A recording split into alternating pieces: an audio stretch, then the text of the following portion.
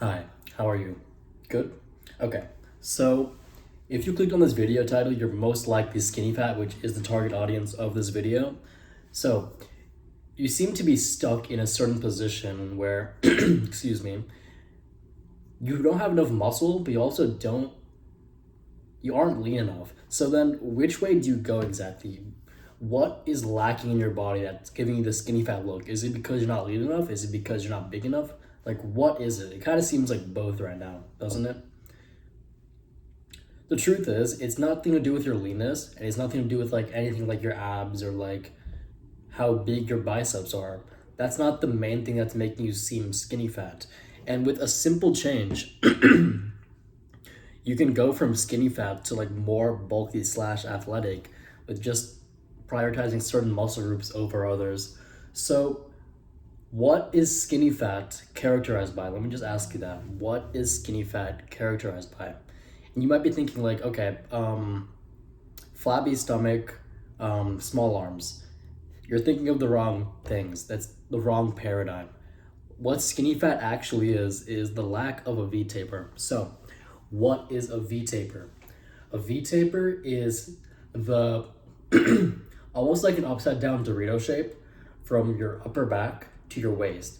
The problem with most skinny fat people is that it either goes like this, or if you're very unlucky, it goes like this, like almost like a woman's hourglass figure. So the main issue is that your back is too small. And that might make sense because I'm assuming a lot of you, like me, are Indian, and in general, most Indians don't have the best back genetics. It's just like a thing I've noticed in general. Most like starter pack Indian genetics come with like, small backs and small shoulders just because of our bone structure. But that doesn't mean it can't be changed.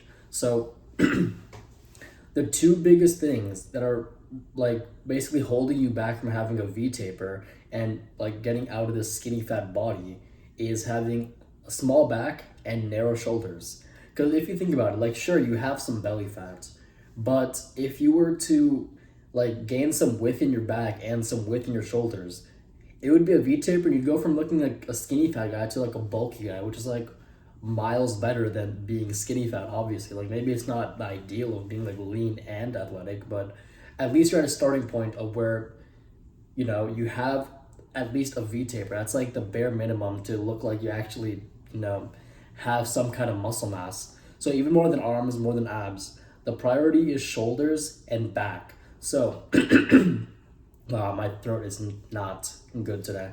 Anyway, so how do you train shoulders and back optimally to make sure you can build it as fast as possible? The truth is, you mainly do this with compound movements. Anyone that's telling you to do like lat pull downs or like do like isolation movements is not knowledgeable enough to actually give any advice on this subject.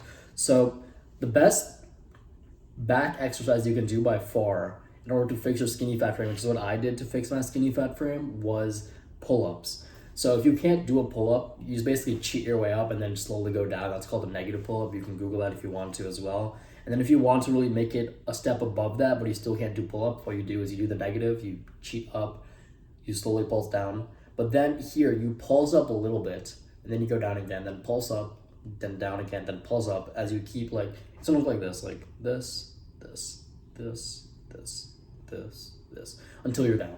So that is honestly the best way to grow your lats. I've done lat pull downs for like 2 years before this. I never felt my lats ever. Like it's crazy because I could never even tell where my lats were. I was like, okay, my lats are in my back somewhere, but like where are they? Is it like here? Is it like back here? Is it like here somewhere? Like where are my lats? I could never feel them. I never felt them activating when I was doing lat pull downs. And then I tried these negative pull ups for the first time. I did 3 sets of them of like 5 or 6 negatives, and then I woke up the next day.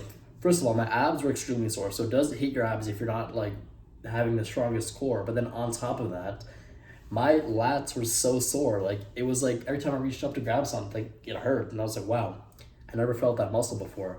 And then I basically gained like newbie gains for my back because I never trained back before. So like within like 3 months, I had a V taper, which is kind of crazy if you think about it. Like, sure, we have the genetics where we're not exactly predisposed to having a natural V taper, having like a wider back than our waist. Because like if you look at if you're an Indian, like if you look at your dad, most likely he is skinny fat. Like he has like the the narrow back and like the kind of like pot bellied waist. So you see that it's like kind of demotivating because most people end up like the parents, and if that is true, that means you're going to end up like your dad if you don't do something about it now, which, by the way, if you want more help with, click the first link in the comments. But you see this, you see your dad or even your grandparents or your uncles or like your friends' dads, your Indian friends' dads, and they all have the same like physique pretty much, like this, like the slender arms, the slender back, but like stomach fat. And then you're thinking like, okay, so like, is it impossible? Because like, you know, obviously they must have like tried to fix it. It's not like they want to look like that. So maybe it's just a genetics thing.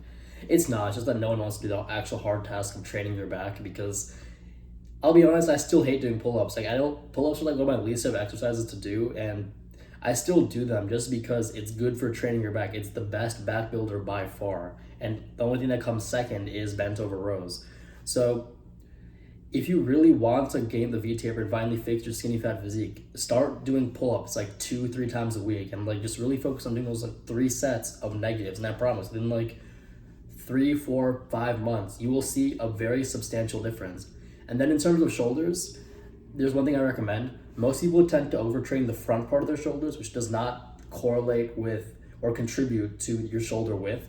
What contributes to your shoulder width is training the side delt. So then things like OHP can help, which is a good compound movement because it does train your overall shoulder kind of, but it is still mainly front delt focus. If you want to really focus on getting like wider, broader shoulders, then you should really focus on doing like a side lateral movement. And the best one for that is obviously lateral raises. So I would say prioritize pull-ups and shoulder movements like lateral raises in your routine if you want to like stop being skinny fat, because that is the easiest way to get out of it. Like I said, the skinny fat body is not defined by the stomach or like the small arms, it's defined by the lack of a V taper.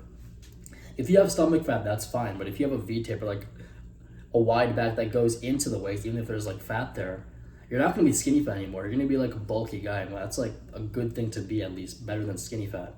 So if you enjoyed this video, then obviously just like, comment, share, subscribe, do all that stuff.